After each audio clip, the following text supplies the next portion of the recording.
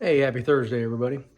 Well, I got my car cases all loaded up with locomotives and cars for display. I got two more right there that I might take in separate boxes, and I might have a few more. I meet Dwight tomorrow at 1:30, and we set up for the model train show in Spencer, North Carolina at the National, or the not the National, the North Carolina Transportation Museum. And we'll be there Saturday and Sunday. So if you are in the area, swing by, say hi. Take you down here and show you what I've been working on. You might actually be impressed on this one. I've done a lot in my opinion. I believe this was the same setup I had the other day. We'll go from the east end to the west end, railroad direction. So I'm working on this Railway Express area where it will have a 2 or 3 tracks, maybe 4 on the back side of the building. These will end up coming around and curving this way and going into Henthorn Yard, which will be the majority of this space right here.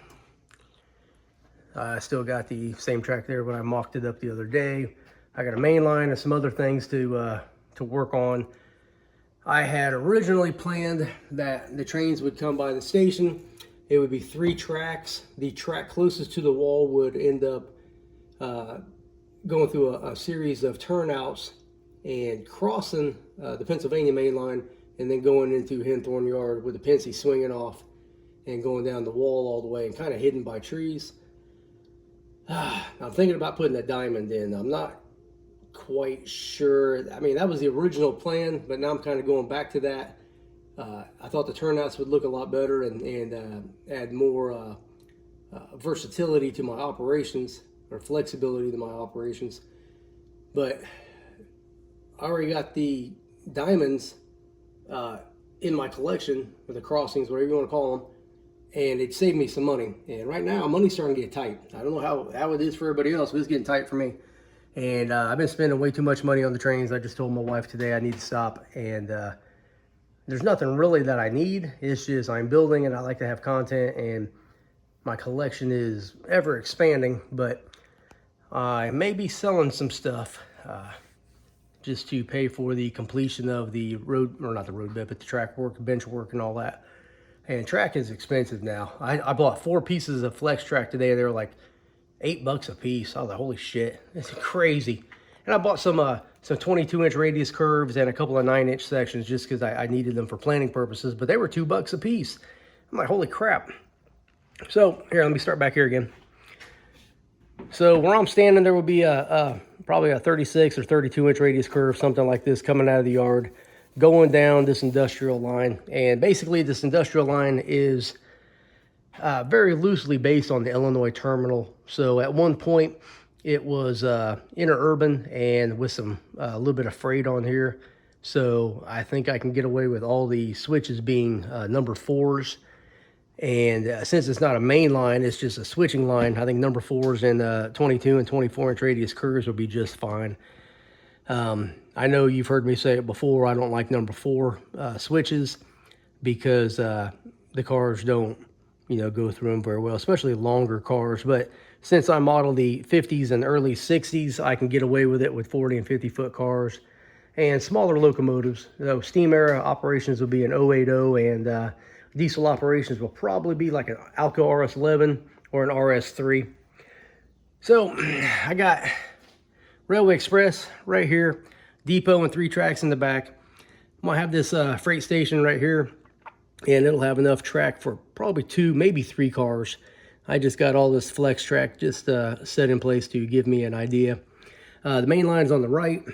It'll come up and go through a crossover to the main line right by this little, I think this is a Plasticville station. I picked this up at a show for $1, and I'm gonna do some work to it because it's got that stucco look to it. And I remember seeing a lot of photos of Illinois Terminal and other interurban lines, and they had that stucco thing going on back in the 50s, and I thought that might be appropriate. So I'm gonna put something, I'm gonna do this up and make it look decent. Have a little pocket track right here for a locomotive, and the crews will hang out here until they get called to go do some work. Go on the other side of the highway here. I'm going to have some sort of a track right here.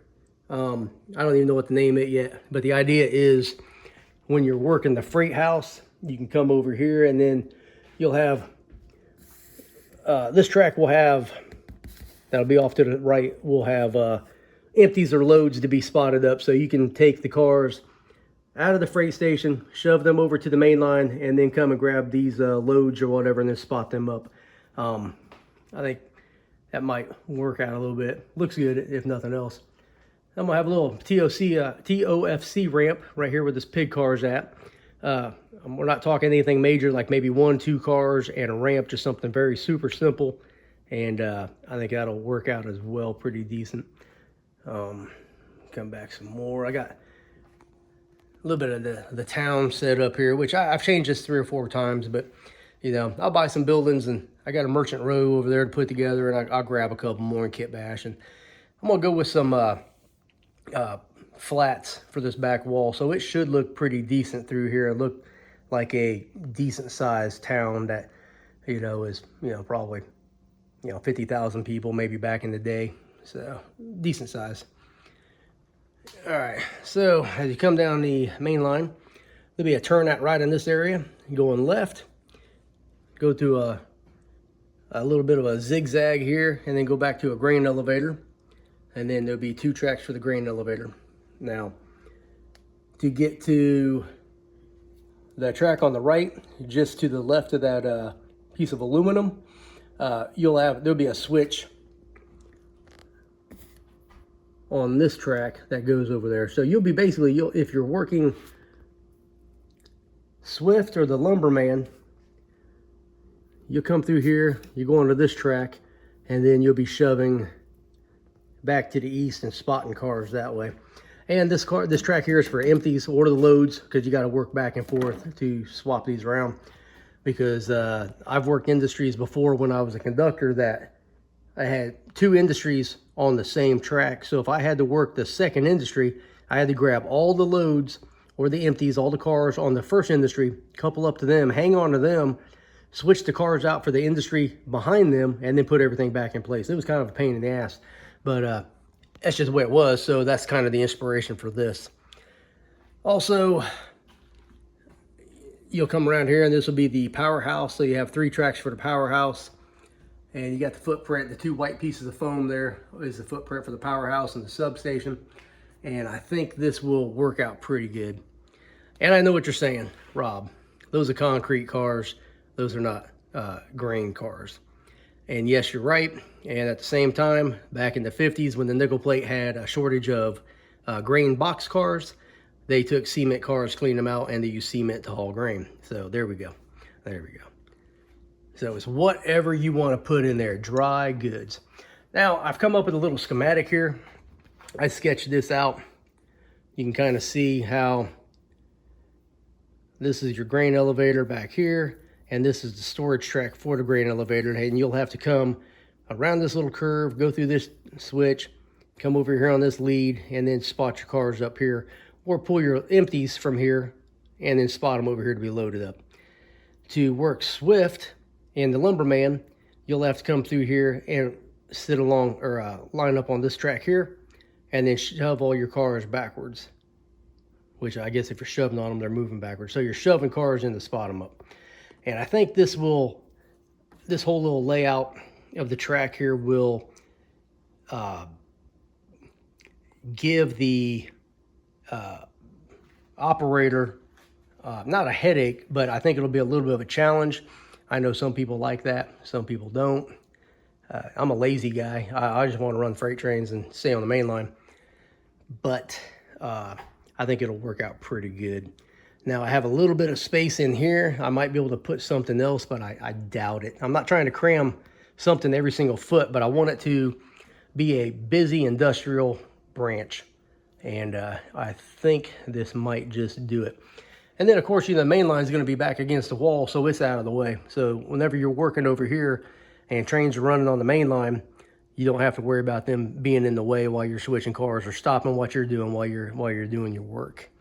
And I think that'll work out pretty decent. Down here, it's just going to be stub-in tracks. Nothing's going to tie into the main lines back here. no interchange or anything. All the interchange will be conducted in Henthorne Yard, which will be, like I said, up against that wall by the windows. And you got about 24, 25 feet of industrial switching, and I think it's going to be okay. So here in the next